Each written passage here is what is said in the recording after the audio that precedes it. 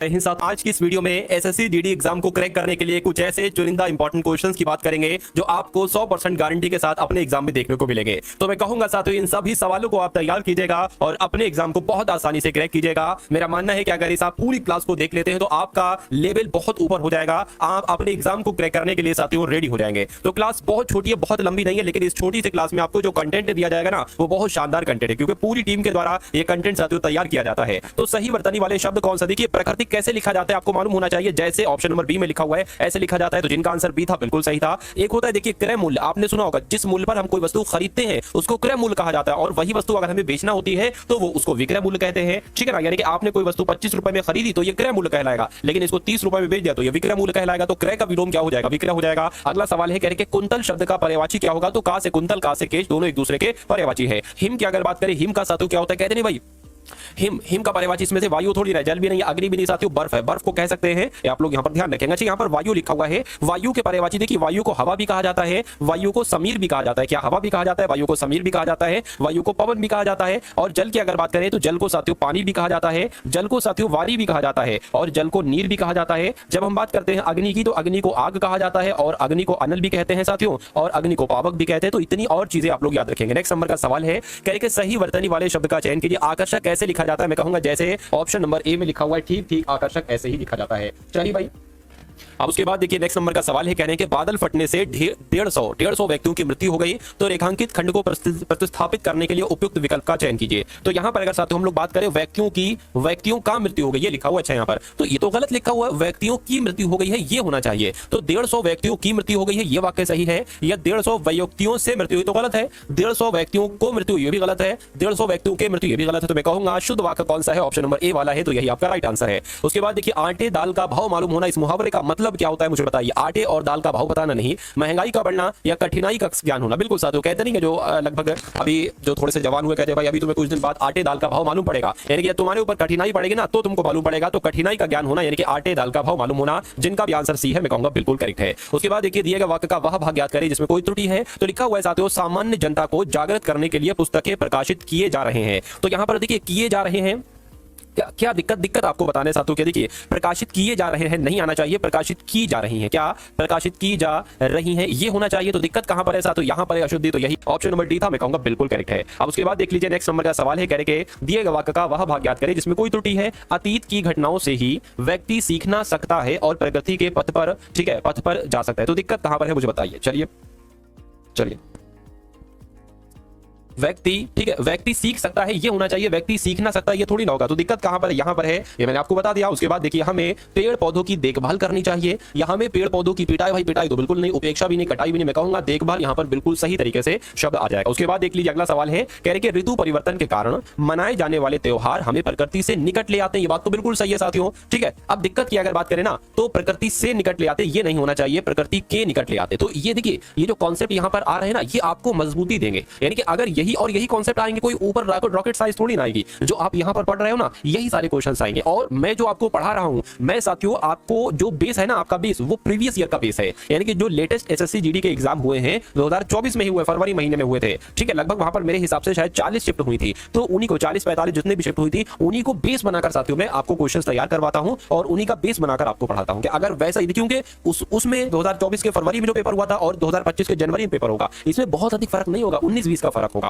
और ये फर्क भी साथियों मैंने रखता हूं, मैं ध्यान से आपको सब कुछ करवा दूंगा, बस आपको बने रहना है। तो अगर आपने अभी तक इस वीडियो को लाइक नहीं किया तो वीडियो को लाइक कर दीजिए, और अगर चैनल पर साथियों नए हैं तो चैनल को जब सब्सक्राइब करेंगे तभी तो साथियों वीडियोस आपको मिल पाएंगे, क्लासेस आपको मिल पाएंगे। तो बहुत अच्छे तरीके से साथियों आपको इन सभी क्लासेस को देखना है। खैर प्रकृति से निकट ले जाते नहीं होना चाहिए, प्रकृति के निकट ले जाते ये होना चाहिए। और ऐसा कहां पर लिखा हुआ है, ऐसा ऑप्शन नंबर ए में लिखा हुआ है, तो यही आपका राइट आंसर है। अगला सवाल है कह रहे कि कम खाने वाले को क्या कहा जाता है मुझे बताइए। देखिए शाकाहारी, जो सात्विक भोजन करता है ना उसको साथियों शाकाहारी कहा जाता है, जो मांस वगैरह खाता है उसको मांसाहारी कहा जाता है, ठीक है। और सर्वाहारी की जब हम बात करते हैं तो सर्वाहारी क्या, ये शाकाहारी भी होते हैं, जो सर्वाहारी होते हैं ना ये शाकाहारी भी होते हैं और ये मांसाहारी भी होते हैं, यानी कि एक ऐसा बंदा जो साग सब्जी भी खाता है, जो मांस भी खाता है, उसको सर्वाहारी कहा जाता है। अल्प का मतलब होता है साथियों कम, ठीक है, आहार, यानी कि कम खाने वाले को अल्पाहारी कहा जाता है। इस प्रकार जिनका आंसर ऑप्शन नंबर सी में कहूंगा बिल्कुल करेक्ट आपका आंसर है। नेक्स्ट नंबर का सवाल है, कहा जा रहा है कि आग में घी डालना, इस मुहावरे का मतलब क्या होगा बताइए। आग जलाना नहीं, आग में घी डालकर हवन करना नहीं, क्रोध को और भड़काना, बिल्कुल सही साथियों, गुस्से को और बढ़ाना ही कहलाया जाता है आग में घी डालना। भाई तुम तो आग में घी डालने का काम कर रहे हो,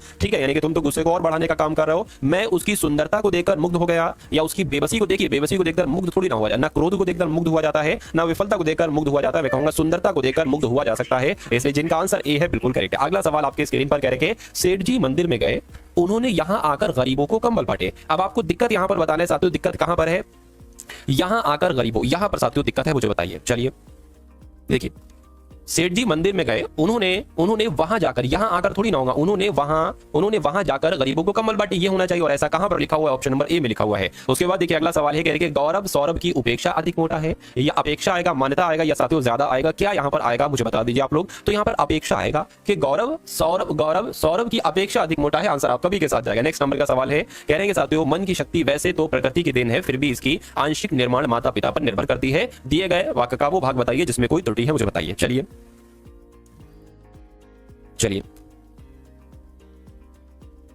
देखिए, यहां पर अगर बात करें साथियों, लिखा हुआ है एक तरीके से बात करें, मन की शांति वैसे तो प्रकृति की देन है, फिर भी इसकी आंशिक निर्माण माता पिता पर निर्भर करती है। ये नहीं होना चाहिए, ठीक है, इसका आंशिक निर्माण होना चाहिए, इसकी नहीं आना चाहिए। यहां पर क्या आना चाहिए, इसका आंशिक निर्माण माता पिता पर निर्भर करता है, ये होना चाहिए। और ये कहां पर लिखा हुआ है, मैं कहूंगा दिक्कत ऑप्शन नंबर ए वाले में है। चलिए भाई, उसके बाद देखिए अगले नंबर का सवाल है आपकी स्क्रीन पर, ये थोड़ा सा दिक्कत हो गया, अधूरा क्वेश्चन है, चलिए कोई दिक्कत नहीं है। अब यहां पर अगर बात करें साथियों, हाँ यहां से अगर बात करें तो आपके सामने साथियों जीके के प्लस जीएस के साथियों क्वेश्चन शुरू हो चुके हैं। तो इन सभी क्वेश्चन को साथियों आप बहुत अच्छे तरीके से देखेंगे। मैं कहूंगा यहां से आपके कई सारे क्वेश्चन आपको देखने को मिलेंगे। कहने के ड्यूस एक पद है, एक शब्द है जो किस खेल से संबंधित है। मैं कहूंगा एक शब्द है ड्यूस, इसका किस खेल में इस्तेमाल किया जाता है, लॉन टेनिस में इसका इस्तेमाल किया जाता है, ये आप लोग ध्यान रखेंगे। अच्छा, क्रिकेट के आपसे पूछे जाते हैं, कोई शब्द दे दिया जाता है, जैसे कि आपसे पूछा जाएगा कि बॉय शब्द का इस्तेमाल कहां किया जाता है, क्रिकेट के खेल में किया जाता है। बाउंसर शब्द का इस्तेमाल कहां किया जाता है, बाउंसर शब्द का इस्तेमाल क्रिकेट के खेल में ही किया जाता है, ठीक है ना, ये चीजें आप लोग ध्यान रखेंगे। नेक्स्ट नंबर का सवाल है, कहा जा रहा है आपसे निम्नलिखित में से कौन शास्त्रीय नृत्य नहीं है। तो मुझे बता दीजिए साथियों, शास्त्रीय नृत्य इनमें से कौन सा नहीं है, फटाफट आप लोग यहां पर बताइए। चलिए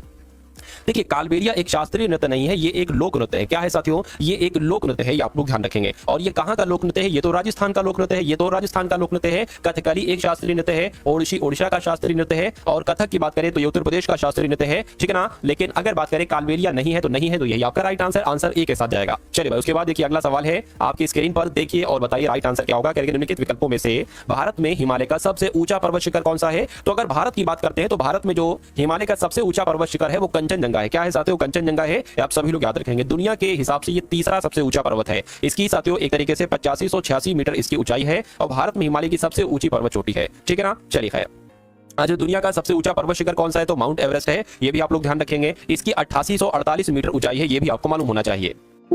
उसके बाद देखिए भारत रत्न से सम्मानित एकमात्र पाकिस्तानी नागरिक कौन थे। तो ये बहुत इंपॉर्टेंट क्वेश्चन आपके एग्जाम में कई बार पूछा जा चुका है, आप लोग ध्यान रखेंगे। भारत रत्न से सम्मानित एकमात्र पाकिस्तानी नागरिक कौन थे, खान अब्दुल गफ्फार खान थे। अगला सवाल है आपकी स्क्रीन पर, कह रही है ऊष्मा का सर्वोत्तम चालक कौन सा है। तो ऊष्मा का सर्वोत्तम चालक तो साथियों चांदी है, इसलिए सही जवाब आपका सी के साथ जाएगा। कौन सा एक व्यापार अवरोध नहीं है। अब व्यापार अवरोध देखिए सब्सिडी भी कहीं ना कहीं है, घाटबंदी भी है, और प्रशुल्क बाधाएं भी, लेकिन निर्यात सुरक्षा थोड़ी ना होगा, एक व्यापार में अवरोध का काम भी थोड़ी ना करेगा। चलिए अगला सवाल है, कहा जा रहा है कि प्रथम स्तनपायी क्लोन यानी कि भेड़ का नाम क्या है। तो साथियों डॉली इसका नाम था। अगर सवाल डायरेक्ट पूछा जाए तो डायरेक्ट आप आंसर बता देना। अगला सवाल देखिए, कह रहे कि युद्ध के दौरान वीरता के विशिष्ट कृत्यों को प्रदर्शित करने के लिए दिया जाने वाला सर्वोच्च शौर्य सैन्य अलंकार कौन सा है, मुझे बताइए। तो परमवीर चक्र दिया जाता है, कौन सा सम्मान दिया जाता है साथियों, युद्ध के दौरान वीरता के विशिष्ट कृत्यों को प्रदर्शित करने के लिए मैं कहूंगा परमवीर चक्र दिया जाता है। अगला देखिए, कह रहे कि मस्तिष्क तंत्र का एक भाग, यानी कि कौन से तंत्र का एक भाग है। तो मैं कहूंगा ये तो तंत्रिका तंत्र का एक भाग है, क्या, मस्तिष्क। तो इस प्रकार आपका राइट आंसर अगर है ऑप्शन नंबर डी के साथ तो बिल्कुल करेक्ट है। उसके बाद देखिए अगला सवाल है, कहा जा रहा है आपसे कि कोशिका का ऊर्जा ग्रह किसे कहा जाता है। तो मैं कहूंगा किसे कहा जाता है, माइटोकॉन्ड्रिया को ही कोशिका का ऊर्जा कहा जाता है। अगला कोशिका का ऊर्जा ग्रह कहा जाता है। उसके बाद देखिए हरित क्रांति में शामिल नहीं, तो हरित क्रांति में सिंचाई की अच्छी तरह से विकसित प्रणाली का उपयोग करना ये शामिल था, बिल्कुल। गांव की सड़कों का उन्नयन करना ये शामिल नहीं था हरित क्रांति में। कृषि में उन्नत तकनीक का उपयोग करना ये भी हरित क्रांति में शामिल था, और बीजों की अधिक उपज देने वाली किस्में ये भी शामिल थी। तो मैं कहूंगा ये वाला ऑप्शन गलत है, ये शामिल नहीं था, तो यही आपका राइट आंसर हो जाएगा। साथियों जो क्वेश्चंस मैं आपको बता रहा हूं, ये समझा रहा हूं, ये कहीं ना कहीं आपके मनोमस्तिष्क में स्टोर होते जा रहे हैं, आपको मालूम पड़ रहा हो या ना मालूम पड़ रहा हो।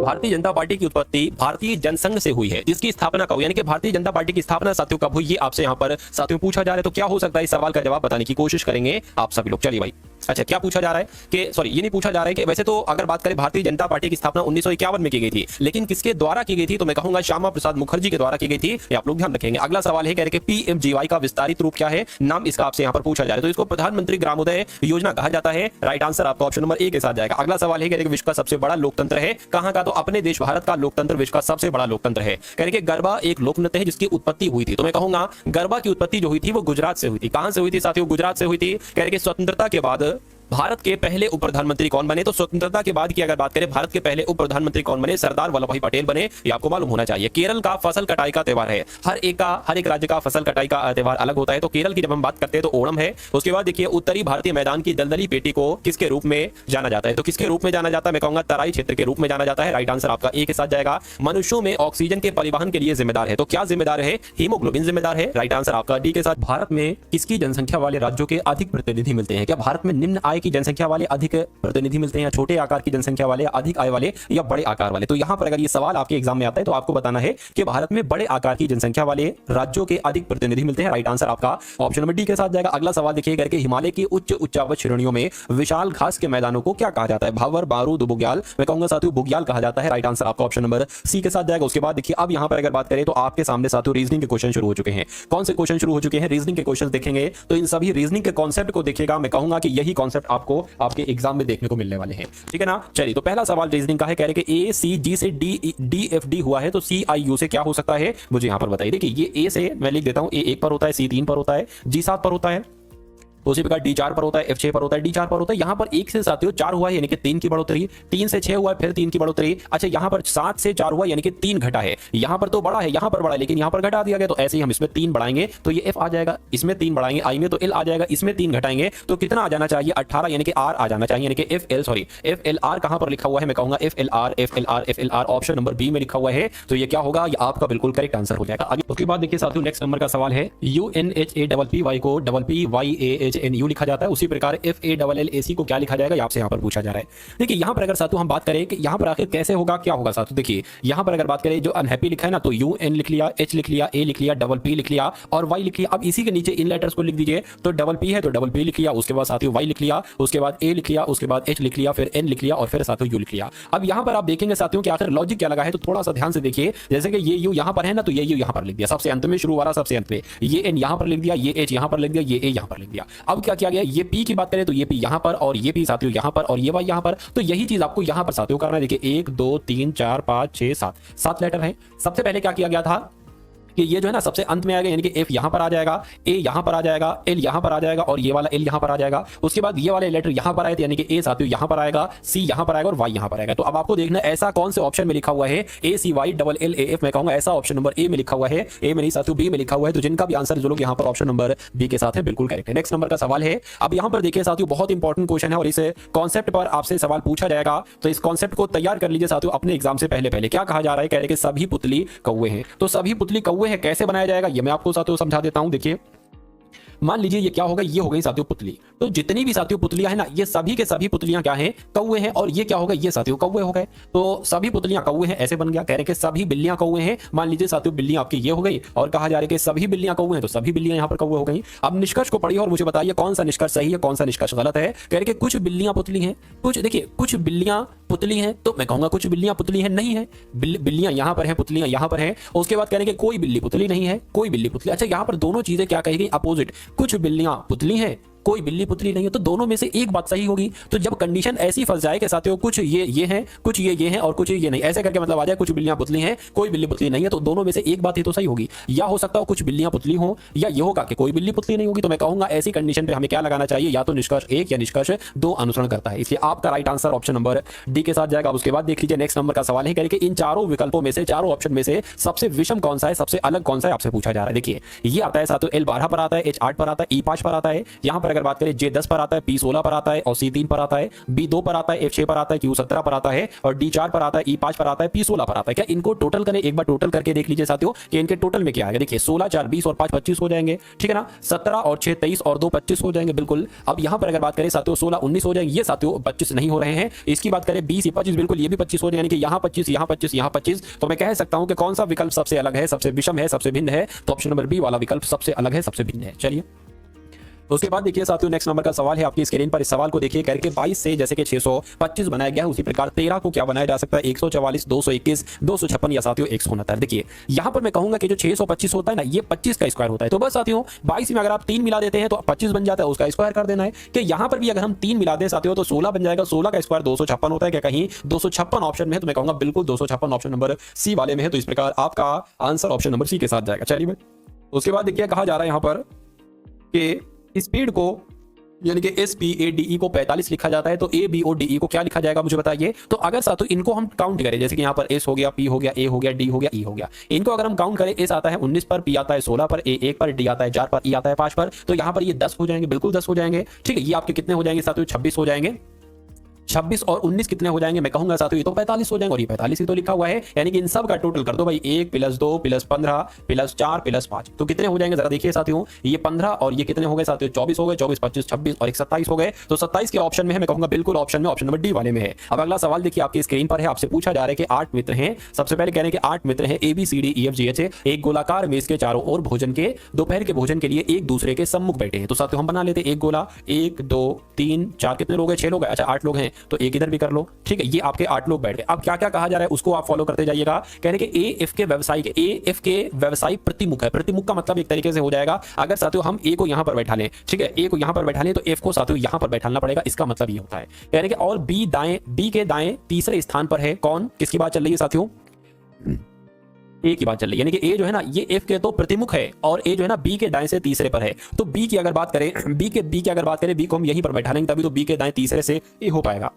1 2 3 तीसरे पर आ गया। चलिए उसके बाद क्या कह रहे हैं? उसके बाद कह रहे हैं कि F और D के बीच में G है। तो F और D देखिए, अगर हम D यहां पर बनाएंगे तो यहां पर G आना चाहिए, इसलिए हम साथियों D यहां पर बनाएंगे। F और D के बीच में G है, यानी कि G यहां पर आ जाएगा। उसके बाद कहने के D के बाएं H है, तो D के बाएं कौन हो गया? H हो गया। कहने के C और A के बीच में E है, तो C और A के बीच में कौन हो जाएगा? E हो जाएगा। यानी कि 8 लोग थे, 8 लोगों को मैंने बैठा दिया। कहने के C के दाएं से तीसरे स्थान पर कौन है? तो C किधर गया? C के दाएं से तीसरे स्थान पर तो H है। तो क्या H आंसर होगा? मैं कहूंगा बिल्कुल साथियों H आपका यहां पर बिल्कुल करेक्ट आंसर हो जाएगा। उसके बाद देखिए अगला सवाल है। कहा जा रहा है यहां पर कि म्यांमार का संबंध जैसे क्यात से है वैसे ही पाकिस्तान का संबंध क्या होगा? तो म्यांमार की मुद्रा है साथियों ये क्यात, यानी कि म्यांमार की मुद्रा क्यात है, तो उसी प्रकार पाकिस्तान की मुद्रा क्या है? मैं कहूंगा रुपया है। इसलिए राइट आंसर आपका ऑप्शन नंबर सी हो जाएगा। नेक्स्ट नंबर का सवाल देखिए, कहने के 3 है, उसके बाद 16 है, उसके बाद 29 है, उसके बाद 42 है, तो आपको बताने के उसके अगला नंबर कौन सा होना चाहिए। ठीक है ना? तो यहां पर साथियों कैसा क्या कॉन्सेप्ट लगा है साथियों जरा देखकर मुझे बताइए। देखिए यहां पर अगर हम लोग बात करें ना, जैसे कि 3 से 16 हुआ है तो यहां पर तो साफ साफ 13 नजर आ रहा है। यहां पर 16 से 29 हुआ, यहां पर भी 13 बढ़ा है। अच्छा यहां पर 29 से 42 हुआ है तो 12 1 13, यहां पर भी 13 बढ़ा, तो जाहिर सी बात है यहां पर भी 13 बढ़ेगा। तो 42 13 कितना हो जाएगा? 2 3 5 आपका हो गया, ये 5 हो गया, यानी कि 55 हो गया। कहीं 55 ऑप्शन में बिल्कुल साथियों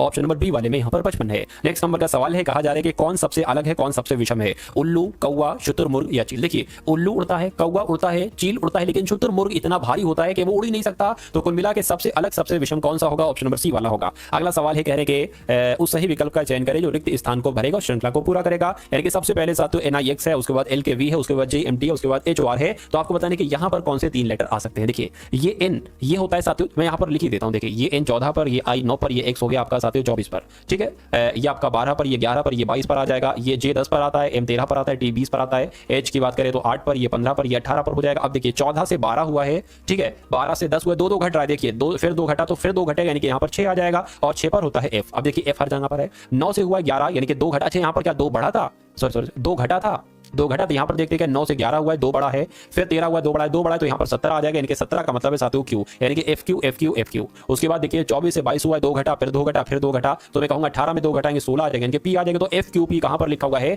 FQP ऑप्शन नंबर बी में लिखा हुआ है। तो ये क्या होगा? मैं कहूंगा कि ये आपका बिल्कुल करेक्ट आंसर हो जाएगा। उसके बाद देखिए कह रहे कि कुछ बंदूकें मकड़ी हैं। तो मान लीजिए साथियों ये क्या हो गई? ये आपकी बंदूक हो गई, ठीक है, और इतनी बंदूकें क्या है? मान लेते हैं हम इतनी बंदूकें क्या हो गई? इतनी बंदूकें मकड़ी हो गई। उसके बाद कह रहे हैं कि कुछ मकड़ी किसान है। तो मान लीजिए इतनी मकड़ियां क्या हो गई? इतनी मकड़ियां साथियों किसान हो गई। चलिए इतनी मकड़ियां क्या हो गई? इतनी मकड़ियां साथियों किसान हो गई। अब मुझे जरा देखकर बताइए कि कौन सा सही है निष्कर्ष। कुछ बंदूकें किसान है, कुछ बंदूकें किसान है। भाई बंदूकें ये हैं, किसान ये हैं, तो कहां कुछ बंदूकें किसान है? तो ये गलत हो जाएगा। कुछ किसान बंदूकें हैं, कुछ किसान बंदूकें हैं, ठीक है, तो ये भी कहां सही है? कुछ किसान बंधु का ये भी गलत हो जाएगा, तो मैं कहूंगा ना तो निष्कर्ष 1 ना ही निष्कर्ष 2 अनुसरण करता है, इसलिए राइट आंसर आपका ऑप्शन नंबर सी के साथ जाएगा। चलिए भाई नेक्स्ट नंबर का सवाल है, ये आपको बताना है साथियों, ठीक है। कहने के 7 मित्र हैं OPQRSTU, एक पंक्ति में बैठकर फिल्म देख रहे हैं, तो एक पंक्ति बना लेते हैं। कितने लोग हैं? 7 लोग हैं। 1 2 3 4 5 6, थोड़ी सी और बढ़ाओ 7 हो गई है, ठीक है। क्या कहा जा रहा है? कह रहे कि एस एक अंतिम छोर पर बैठा है और पी, अब देखिए एस यहां पर भी आ सकता है, यहां पर भी आ सकता है, यानी कि एस के दाएं दूसरे स्थान पर पी बैठा है। अगर हम इसको यहां पर बैठा लेंगे तो हमें दाएं इस यहां पर ले जाना पड़ेगा, इसलिए साथियों एस को हम यहां पर नहीं बैठा लेंगे, एस हमारा यहां पर ही सही है, क्योंकि एस के दाएं दूसरे स्थान पर पी बैठा है, तो यहां पर हम पी बैठा देंगे। उसके बाद कहने के पी जो है ना ये ओ और क्यू के बीच में है, पी जो है ना पी ये ओ और क्यू के बीच में, तो मान लीजिए ओ यहां पर बैठा दिया, क्यू यहां पर बैठा दिया। हो ये भी सकता है कि क्यू यहां पर हो, पी यहां पर हो, लेकिन हम देखते हैं कि अगर सही चल रहा है सब कुछ तो ठीक है। उसके बाद कहने के यू किसी भी अंतिम छोर पर नहीं है, तो यू तो साथियों या तो यहां बैठेगा या यहां बैठेगा, यू यहां पर या यहां पर। यानी कि टी के निकटतम बाएं बैठा है आर, तो टी के निकटतम बाएं बैठा है आर, तो अगर देखिए टी के निकटतम बाएं बैठा है आर, तो अगर हम टी को यहां बैठा ले, मान लीजिए टी को यहां पर बैठा ले, तो आर को हमें यहां पर बैठाना पड़ेगा, लेकिन नहीं, इन दोनों में से किसी एक में यू आएगा। तो हम एक काम ये कर सकते हैं कि अगर हम टी हम यहां पर बैठा ले तो हम आर यहां पर बैठा लेंगे, तो एक अब यू के लिए खाली जगह बच गई, ये हो गई। तो मैं कहूंगा 7 लोग थे, 7 को मैंने बैठा दिया, यानी कि अंतिम बाएं छोर पर कौन बैठा है? अंतिम बाएं छोर पर साथियों कौन बैठा है? आपके सामने है साथियों एस बैठा है, तो इसलिए क्या होगा? एस आपका बिल्कुल करेक्ट आंसर हो जाएगा, ठीक है ना। चलिए, तो इस प्रकार जिनका भी आंसर ऑप्शन नंबर ए के साथ है, मैं कहूंगा आंसर आपका यहाँ पर बिल्कुल करेक्ट हो जाता है। चलिए उसके बाद देखिए अगला सवाल है, कह रहे कि निम्नलिखित समीकरण को सही बनाने के लिए परस्पर प्रतिस्थापित होने वाले 2 संकेतों को आपको यहाँ पर ज्ञात करना है, ठीक है ना। चलिए साथियों, अगर आपने अभी तक इस वीडियो को लाइक नहीं किया तो वीडियो को तो आप लोग लाइक कर दीजिए, और अगर चैनल पर आप लोग नए हैं तो चैनल को भी साथियों तुरंत सब्सक्राइब करके बेल आइकन पर क्लिक कर लीजिए, ठीक है ना, क्योंकि ये चैनल आपको साथियों वही चीजें पढ़ाएगा, वही कंटेंट देगा जो आपके एग्जाम में आपको देखने को मिलने वाली है। चलिए भाई, तो अभी थोड़ा समय है एग्जाम में, कुछ समय आपके पास है, मैं कहूँ आप आज से भी अपनी तैयारी शुरू कर रहे हैं, तो हमारी पिछली पुरानी सारी क्लासेस आप देख डालिएगा, बहुत ज्यादा नहीं होंगी, ठीक है ना। एक एक दो करके उन सभी वीडियोस को देख डालिएगा, तो मेरा मानना है कि आपका बेस जो है ना, बेस वो मजबूत हो जाएगा। और जब किसी का बेस मजबूत हो जाता है तो ये समझ लीजिए उसकी तैयारी की अगर बात करें, उसकी तैयारी में जान आ जाती है, ठीक है। तो मेरी कुछ क्लासेस आप लोग देख लेंगे, वहां से आप बहुत अच्छे तरीके से अपनी प्रॉपर एक तरीके से तैयारी कर सकते हैं। वो सारी वीडियो 1 क्लिक में आपको कैसे मिलेंगे ये भी मैं आपको बताता हूँ, वीडियो में ही बता दूंगा। देखिए कह रहे कि अब यहाँ पर देखिए, मान लीजिए अगर हम इस ऑप्शन को सही माने तो प्लस की जगह पर भाग, और भाग की जगह पर प्लस आपको लिखना है, यानी कि 22 है, 11 है, 22 है, 2 है, 3 है और बराबर 45, यानी कि इसको कैलकुलेट करके आपको 45 लाना है। तो अगर हम प्लस की जगह पर भाग, भाग की जगह पर प्लस करें, यानी कि प्लस है तो प्लस नहीं लिखेंगे, भाग लिखेंगे। ये गुणा क्या है, गुणा की जगह पर गुणा लिख देंगे, माइनस की जगह पर माइनस लिख देंगे, भाग है, भाग की जगह पर साथियों प्लस लिख देंगे। अब इसको आपको कैलकुलेट करके अगर 45 आ गया तो आंसर हमारा यही होगा, लेकिन इसको कैलकुलेट करके 45 नहीं आया तो इस वाले को ट्राई करते। देखिए 11 कम 11, 11 दूना 22 आ जाएगा, गुणा 22 हो गया, माइनस 2 + 3 हो गया, 22 दूना कितना हो जाएगा? 44 हो जाएगा, माइनस 2 + 3 हो गया, ठीक है। ये आपका 42 हो जाएगा, 44 में से 2 जाएगा +3, यानी कि मैं कहूंगा 45 बराबर 45 आ चुका है, तो आपका राइट आंसर यही हो जाएगा। चलिए उसके बाद देखिए कह देंगे साथियों यहाँ पर 8 है, यहाँ पर 9 है, यहाँ पर 17 है, यहाँ पर 44 है, तो अगला नंबर साथियों क्या होगा ये आपको यहाँ पर बताना है। देखिए यहाँ पर अगर बात करें इस सवाल को आप कैसे करेंगे, थोड़ा समझने की कोशिश करेंगे। यहाँ पर 1 लिखा आपने और 9 में कितना जोड़ा 17 आ जाए, मैं कहूंगा 8 जोड़िए। 17 में कितना जोड़े साथियों के 44 हो जाए, मैं कहूंगा 27 जोड़िए। अब यहाँ पर देखिए ये है 1 का क्यूब, ये है 2 का क्यूब, ये है 3 का क्यूब, तो जाहिर सी बात है 4 का क्यूब आएगा। 4 का क्यूब होता है 64, यानी कि 44 में आपको जोड़ना है 64, तो 44 और 64 कितने हो जाएंगे, मैं कहूंगा 108 हो जाएंगे। तो यहाँ पर क्या 108 आएगा? बिल्कुल साथियों यहाँ पर 108 ही आएगा। तो जिनका भी आंसर यहाँ पर ऑप्शन नंबर सी के साथ है, मैं कहूंगा बिल्कुल करेक्ट है। अगला देखिए कह रहे कि लार्वा का संबंध कीट से है, तो मेमने का संबंध किससे होगा मुझे बताइए। चलिए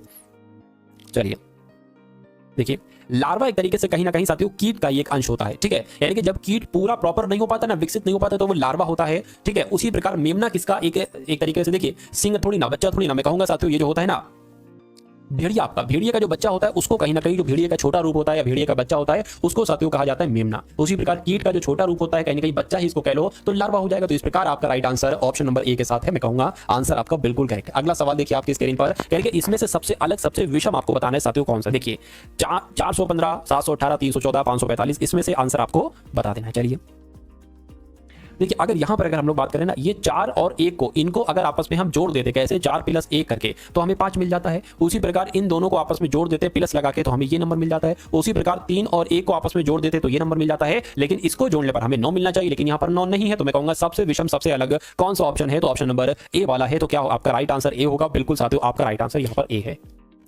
तो अब साथियों यहाँ पर आप लोग देखिए मैथ के क्वेश्चंस, क्योंकि आपने अभी तक साथियों हिंदी के GK GS plus current affair के, उसके बाद रीजनिंग के क्वेश्चन देखे। अब यहाँ पर कुछ टॉप लेवल के क्वेश्चंस हम लोग देखेंगे साथियों मैथ के। तो मैथ का पहला सवाल है और इस सवाल में कहा जा रहा है कि 12.5% की छूट देने के बाद किसी वस्तु को 5845 रुपए में बेचा जाता है, तो कह रहे हैं कि अंकित मूल्य क्या होगा। यानी कि अंकित मूल्य यानी कि 100% की वैल्यू आपसे पूछी जा रही है। तो अगर किसी वस्तु को 12.5% छूट पर बेचा जा रहा है, मैं आपको बता दूं देखिए अगर किसी वस्तु को 10% की छूट पर बेचा जा रहा है यानी कि उसको 90% में बेचा जा रहा है। अगर किसी वस्तु को 20% की छूट पर बेचा जा रहा है तो उसको 80% में बेचा 100 से माइनस करना है। उसी प्रकार अगर किसी वस्तु को 12.5% की छूट से बेचा जा रहा है, यानी कि मैं कहूंगा उसको 87.5% की छूट पर, मतलब उसको 87.5% में बेचा जा रहा है, तो 87.5% की वैल्यू यहाँ पर 5845 दे रखी है, तो यहाँ पर 5845 आपकी हो गई। अब इसको आपको अंकित मूल्य में बताना है ना, यानी कि इसकी 100% की वैल्यू आपसे पूछी जा रही है, तो 5845 इसका अगर बात करें 87, अगर हम नीचे रख दें 87%, तो ये 1% की वैल्यू बन गई। अब 100% की वैल्यू हमें बनाना है, तो इसको गुणा हम कर देंगे 100 से, बस साथियों बन गई। अब देखिए इस पॉइंट को हटाकर हम यहाँ पर 0 बढ़ा लेंगे। अब इसको बस कट करना है और जो कट करके आएगा वही आपका आंसर हो जाएगा।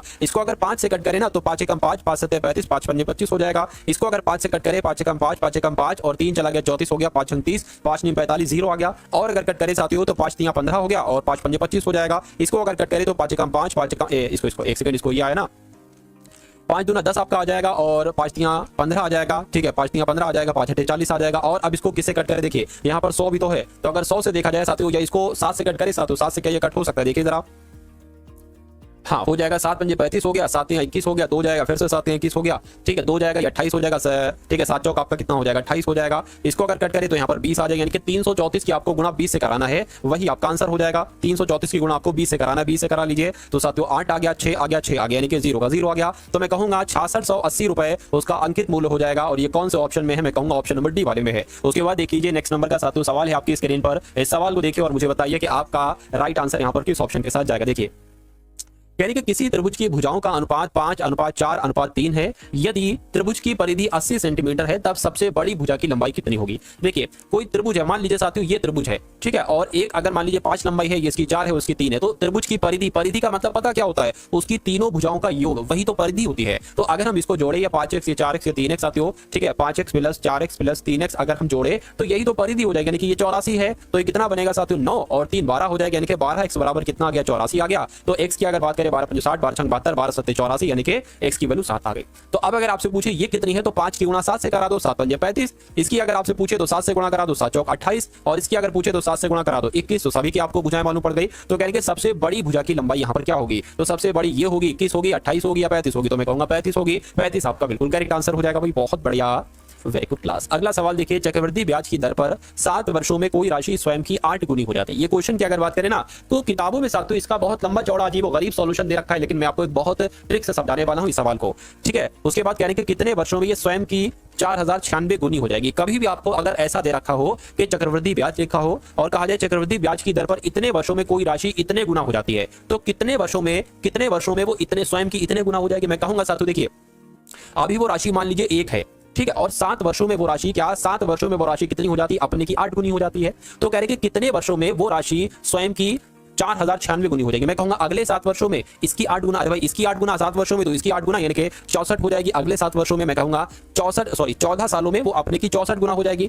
अगर बात करें अगले 7 सालों में इसकी 8 गुना हो जाएगी, यानी कि 64 की 8 गुना हो जाएगी। तो कितना आ जाएगा, 6 × 36, 6 × 42, 48, 49, 50, 51, यानी कि अगले 7 वर्षों में वो 512 हो जाएगी। मैं कहूंगा अगले 7 वर्षों में वो इसकी 8 गुना हो जाएगी, तो 512 का 8 गुना कितना हो जाएगा, 8 दूना 16, 8 एकम 8, 9, 8 पंजे 40, बिल्कुल साथियों अगले 7 वर्षों में वो 4096 हो जाएगी। मैं कहूंगा कितने वर्षों में ये इतनी, अच्छा यही पूछा जा रहा है 4096 गुनी कितने वर्षों में होगी, तो 4096 गुनी तो हो गई है कितने वर्षों में, 7 वर्ष, 7 वर्ष, 7 वर्ष, 7 वर्ष, इनको जोड़ोगे तो 28 वर्ष आ जाएगा। मैं कहूंगा 28 वर्ष में वो स्वयं की 4096 गुना हो जाएगी। तो इसलिए जिनका भी आंसर ऑप्शन नंबर 1 के साथ है, मैं कहूंगा बिल्कुल करेक्ट आपका आंसर है। चलिए भाई, ये नेक्स्ट नंबर का सवाल है, कह रहे कि यदि रोहित अकेले 32 दिनों में किसी काम का 1/4 कार्य पूरा करता है, यानी कि वो 32 दिनों में काम का 1/4 ही हिस्सा कर पाता है। अगर मैं आपसे ये कहूं कि अगर वो पूरा काम कितने दिन में करेगा, देखिए ये आधे का आधा काम है, तो अगर मैं कहूं साथियों आधा काम, आधे का आधा काम अगर 32 दिन में कर रहा है, तो इसका डबल यानी कि 64 दिन में वो आधा काम कर लेगा, और बचा आधा काम वो 64 दिन और कर लेगा, यानी कि 64 128 हो जाएगा। मैं कहूंगा कि 128 दिन में वो पूरा काम कर लेगा। क्या वो पूरा काम कर लेगा? अच्छा पूछा क्या जा रहा है, देखिए जरा,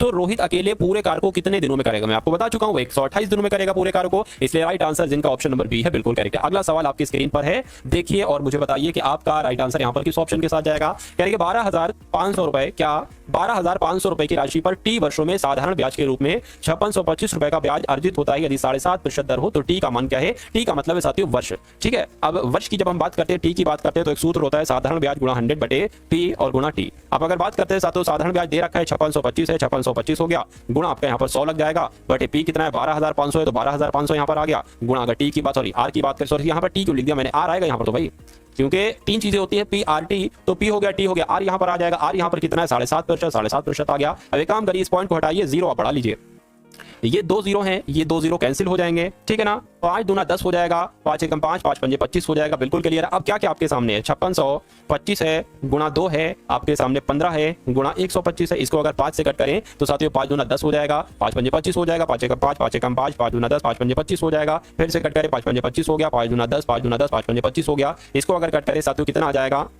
5 चौक 20 आ जाएगा, 2 जाएगा, 5 पंजे 25 आ जाएगा, ठीक है ना। 15 एकम 15, 15 3 45, यानी कि 3 दूना 6 वर्ष आपका राइट आंसर हो जाएगा। मैं कहूंगा टी का मान क्या होगा साथियों, 6 वर्ष होगा। तो 6 वर्ष कौन से ऑप्शन में है, ऑप्शन नंबर सी वाले में, सी नहीं बल्कि बी वाले में है। उसके बाद देखिए नेक्स्ट नंबर का सवाल है, आप लोग देखिए साथियों और मुझे बताइए कि आपका राइट आंसर क्या होगा। कह रहे कि एस अनुपात यू अनुपात वी अनुपात डब्ल्यू 2 अनुपात 9 अनुपात 6 अनुपात 7 है। तो S plus U plus V plus W बराबर अगर 864 है तो S plus U plus W का मान क्या होगा मुझे बताइए। चलिए देखिए, आपसे पूछा जा रहा है कि S plus U plus W कितना होगा। देखिए एस कितना है, एस 2 है तो यहाँ पर 2 आ गया। प्लस यू कितना है, यू की बात करें तो यू 9 है तो यहाँ पर 9 आ गया। डब्ल्यू की अगर बात करते हैं साथियों, डब्ल्यू आपका कितना है, 7 है, 6 नहीं 7 है तो ये इतना ही आ गया। यानी कि अगर हम यहाँ पर साथियों बात करें, अगर हम यहाँ पर साथियों बात करें, ये क्या है, ये आपका कितना हो जाएगा 11 और 11 18 हो जाएगा, यानी कि 18 x का मान आपसे यहाँ पर पूछा जा रहा है। चलिए कोई दिक्कत नहीं है। अगर यहाँ पर हम बात करें S plus U plus V plus W को जोड़े, यानी कि इन सबको जोड़े और इसका मान है 864, तो 9 2 11 हो गया, 11 2 18 हो गया, ठीक है ना। और 18 अगर बात करते हैं 6 24 हो जाए, यानी कि 24x बराबर कितना है, 864 है, ठीक है। तो साथियों x बराबर आपका क्या हो जाएगा, 864/24 हो जाएगा। तो इसको अगर साथियों कट करें, 12 से कट करें, देखिए हाँ हो जाएगा, 12 दूना 24 हो जाएगा, 12 सत्ते 84 आपका हो जाएगा, 12 दूना 24 हो। इसको कट करेंगे साथियों 36 आ जाएगा, यानी कि x बराबर साथियों 36 आ चुका है। आपसे पूछा क्या जा रहा है, आपसे 18x की वैल्यू पूछी जा रही है, यानी कि एस यू डब्ल्यू 2 7 9 कितना हो जाएगा, 18 हो जाएगा। तो 18 की गुणा साथियों 36 से कर दो, ये वाला 36 हो जाएगा। तो 18 गुणा 36 कितना हो जाएगा, ठीक है। 6 छंग 36, 6 सत्ते 42, 6 48 आपका हो गया, 6 कम 6 10 आपका हो जाएगा। और यहाँ पर साथियों 54 आपका आ जाएगा, 8 आ गया, 4 आ गया, 6, यानी कि 648 आपका राइट आंसर हो जाएगा। इस सवाल को आप समझ गए ना बहुत आसानी से। देखिए अरे भाई s की वैल्यू 2 है, u 9 है, v 6 है, w 7 है, ठीक। आपसे कहा गया है कि s plus u plus v plus w इतना है। तो मैं कह सकता हूं इन सबको अगर जोड़ लेते हैं, यानी कि इन संख्याओं को जोड़ लेते तो बराबर 864 आ जाएगा, ठीक है। और s u w का मान आपसे पूछा जा रहा है तो इतना निकला। x की वैल्यू ये निकली थी, इसका टोटल 18 निकला। x की वैल्यू 36 है तो 18x की वैल्यू 18 गुणा 36 हो जाएगी, गुणा करेंगे तो 648 आपका आ जाएगा। चलिए अब उसके बाद देख लीजिए नेक्स्ट नंबर का साथियों सवाल है आपकी स्क्रीन पर, देखिए और मुझे बताइए कि आपका राइट आंसर साथियों यहाँ पर किस ऑप्शन के साथ जाएगा। दीपक और विनोद की चाल 19:12 है, ये तो चाल का अनुपात हो गया, ठीक है। कह के यदि विनोद की चाल 84 किलोमीटर हो, विनोद कहाँ है, विनोद अच्छा ये है और दीपक ये है। विनोद यानी कि इसकी बताई गई है, कहने को तो यहाँ पर 12 का अनुपात दे रखा है, लेकिन इसकी चाल 84 है, इसकी चाल 84 है। तो इसकी गुणा किससे करवाइए, 12 सत्ते 84, 7 से गुणा करवाइए। तो दीपक की चाल क्या होगा, मैं कहूंगा 19 की गुणा साथियों 7 से करवा दीजिए, ठीक है ना। 19 की आप साथियों गुणा किससे करवा दीजिए, 19 की गुणा साथियों 7 से करवा दीजिए, कितना आ जाएगा, 133 आ जाएगा। तो क्या दीपक की चाल 133 किलोमीटर प्रति घंटा होगी, मैं कहूंगा बिल्कुल 133 किलोमीटर प्रति घंटा ही होगी। तो जो लोग भी यहाँ पर हैं ऑप्शन नंबर डी के साथ बिल्कुल करेक्ट आपका आंसर हो जाता है।